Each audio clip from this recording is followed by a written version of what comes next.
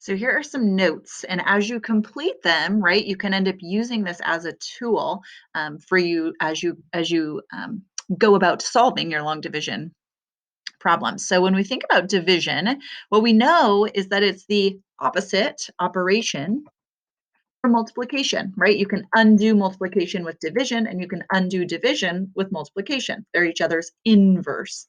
The dividend dividend is the number being divided up. It will be divided in the end.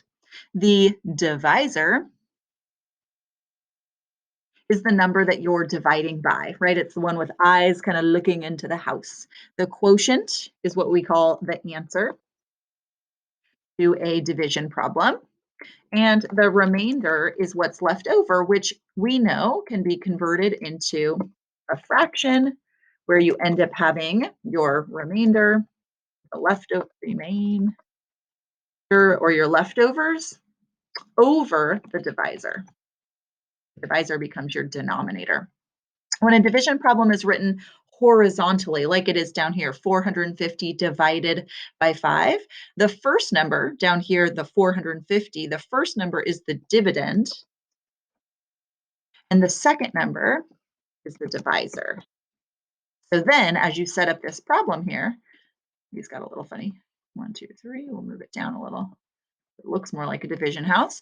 The divisor, or sorry, the dividend comes first, 450, and the divisor, the number we're dividing by, is 5. So when we think about our song, right, and we go to solve a division problem, we have it set up just like we've done up here. We then want to think about these steps, right? So first you must divide, then you multiply, and subtract, and you bring it down. And the last thing you do is check. Okay. And then the final thing we know to do is to repeat if possible, right? So it doesn't matter how awesome of a singing voice you think you have or not.